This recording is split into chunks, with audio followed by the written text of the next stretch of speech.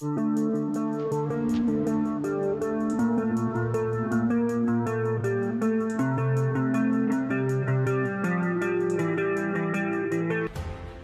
are watching the incredibly complex and honestly terrifying realities of the ongoing Israel-Iran war unfold on our screens right now. We're looking at excerpts from a text by Luis B. Vega titled The Great Reset, Middle East War and the New Order. The text peels back the layers of what the author quite memorably calls a World War onion. So let's start peeling that first outermost layer. In this worldview, the war is a direct, orchestrated continuation of the Great Reset. And it takes that concept of the Great Reset, which, is a real economic strategy discussed by figures like Klaus Schwab at the World Economic Forum back during the COVID era, but it mutates it into something cosmic and totally all-encompassing. In this blueprint, the ultimate goal of all this global destabilization is the establishment of a Luciferian world order. The objective is absolute, granular control over energy, commodities, and the money supply. The basics of human survival. But the mechanism of that control is where the theory modernizes in a really chilling way. It involves a complete synthesis of artificial intelligence with a global financial reset.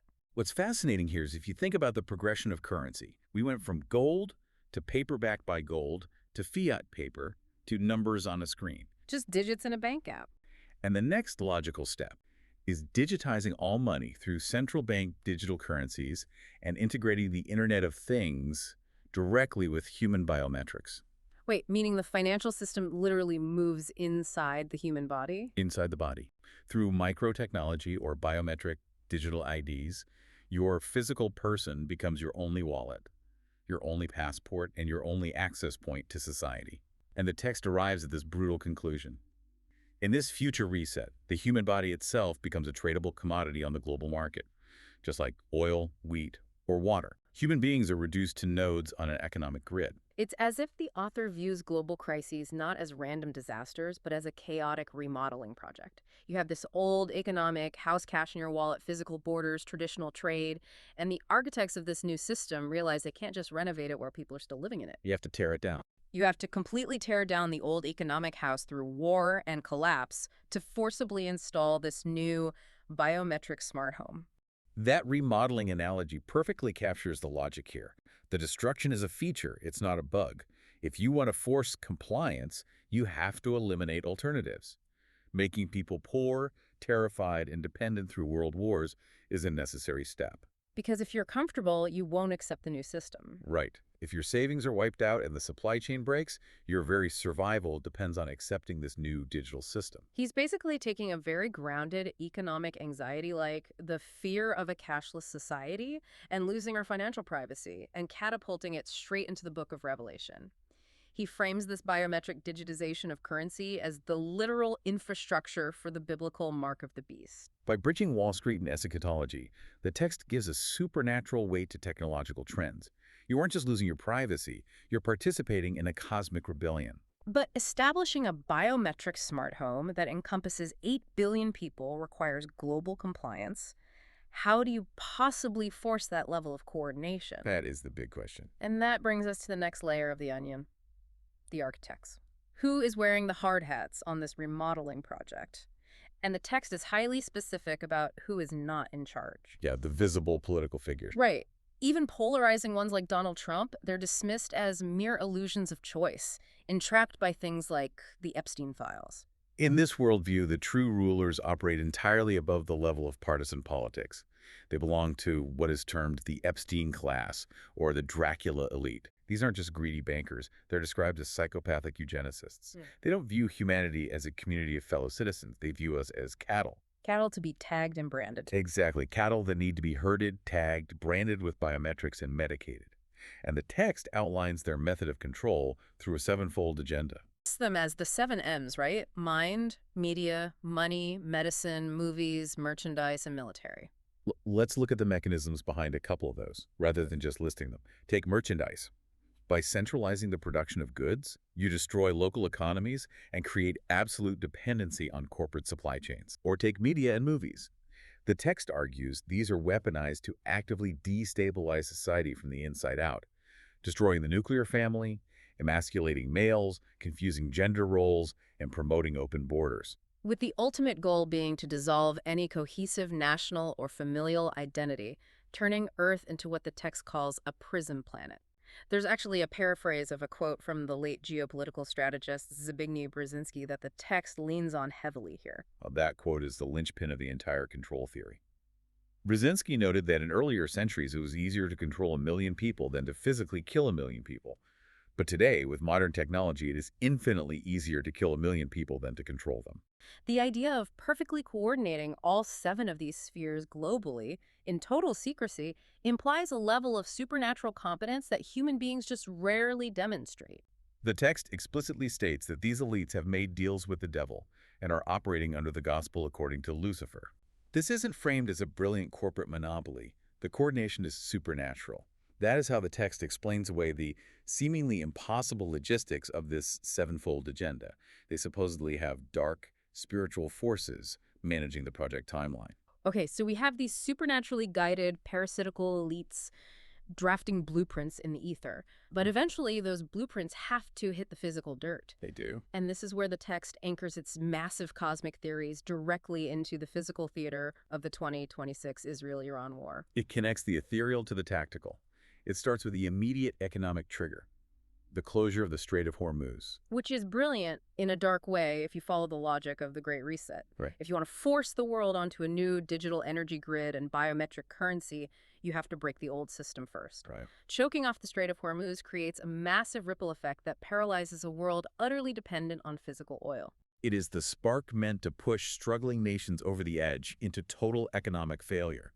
But then the text examines the military reality of the war itself, making some deep observations about asymmetric warfare. Yeah, it acknowledges that Iran has a pretty obsolete conventional air force and navy compared to the immense power of the U.S. and Israel. But Iran offsets that disadvantage by completely changing the battlefield. The text points to their deep underground military networks and a game-changing hypersonic missile program. And it emphasizes Iran's cultural endurance, too. This is a 3,000-year-old civilization. They understand sacrificing pieces to play the long game. The text references the brutal 1980s war Iran fought against Saddam Hussein, where they endured 8 years of horrific trench warfare and the loss of 200,000 lives. They have a generational capacity to endure profound hardship that Western nations might not even comprehend. Here's where it gets really interesting. Iran is using its underground asymmetric weight against the massive conventional military presence of the U.S. and Israel. Contrast Iran's endurance with the text's description of Israel right now. It claims parts of Tel Aviv reportedly look like Gaza and that terrified Israelis are attempting to flee by sea. And in that cornered desperation, the text suggests Israel might resort to the Samson option. For those who might not know, the Samson option refers to a theoretical last resort deterrent strategy of massive retaliation, potentially nuclear, if the state of Israel feels its absolute destruction is imminent. Like the biblical Samson pulling down the pillars of the temple on himself and his enemies? Precisely. To destroy Iran's deep underground nuclear facilities, conventional weapons just won't work. No, they won't. The text suggests that unleashing that ultimate force is part of the sequence. But if we connect this to the bigger picture, the physical destruction of the Middle East is only half the equation here. The true prize, the real objective of the elite, is technological. The text points a spotlight directly at Silicon Wadi. Israel's version of Silicon Valley, a massive high-tech corridor spanning Herzliya, Ra'anana, Petah Tikva, Netanya, Rehovot, and Margalit. The text asserts that this specific technological infrastructure, combined with the emerging power of quantum computing, is the ultimate target. It isn't just a tech hub. In this worldview, it is the literal engine room for the future Antichrist. If it's too hard to manually control 8 billion people, you need an automated control grid. So the text is suggesting that this quantum AI network in Silicon Wadi is the only technology capable of processing the biometric data of the entire human race in real time. You've just connected the two halves of the blueprint.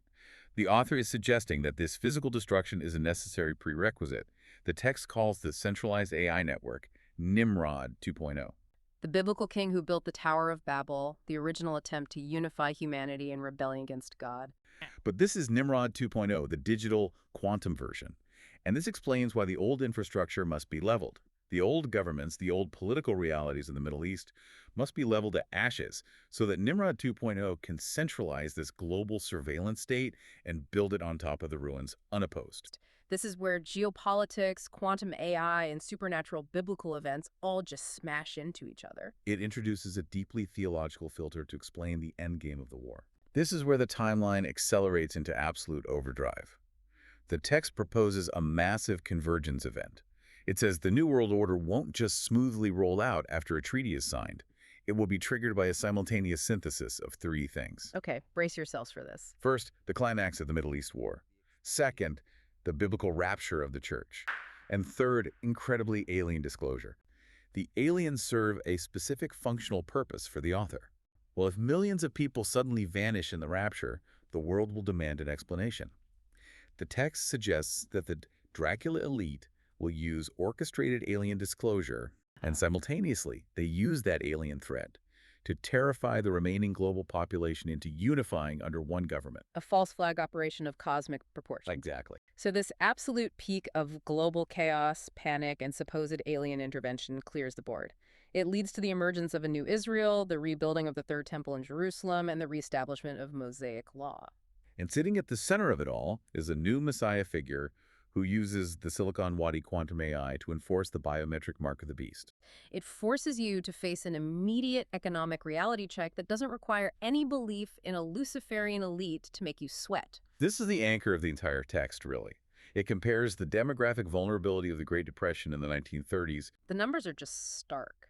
In 1930, the U.S. population was about 122 million. When the economy collapsed, 60 million were affected, and 13 million lost their jobs by 1932. But 44% of Americans lived in rural areas. They had the capacity to grow food, raise livestock, and sustain themselves completely outside of the banking system, while 56% lived in the cities.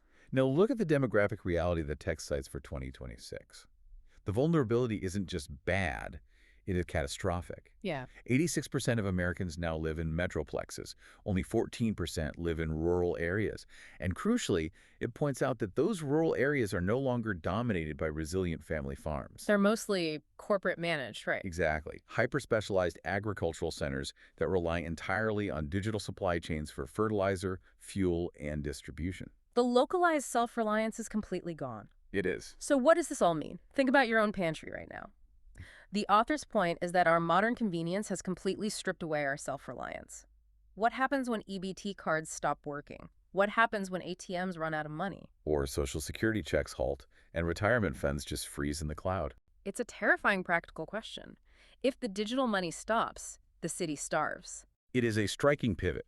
While the author's overarching theories involve the supernatural and global cabals, this specific demographic observation about urbanization and supply chain fragility is a grounded, historically verifiable concern. Absolutely. It's this exact statistic that grounds the text and makes the author's warnings feel incredibly urgent to their readers. Because we are 86% urbanized, the text argues we will have absolutely no choice but to accept whatever biometric, AI-driven economic system is offered to us out of sheer desperation when the current system collapses. We have covered an immense amount of ground today. We started with the very real, physical, 2026 Israel-Iran war and explored how choking the Strait of Hormuz could fracture the global economy. We examined the text's blueprint of a seven-fold agenda, manipulating everything from media to merchandise, orchestrated by the Epstein Class to strip away our independence. We broke down the chilling concept of human bodies becoming literal biometric commodities on a quantum grid. And we mapped out the wild, terrifying synthesis of the rapture, quantum AI, and a fabricated alien disclosure, all converging to trigger a new world order. All centered around a rebuilt temple in Jerusalem. It's a worldview that attempts to put a massive iron frame around the chaos of our times. In a world moving faster than human comprehension. And that brings us to the end of our dive today.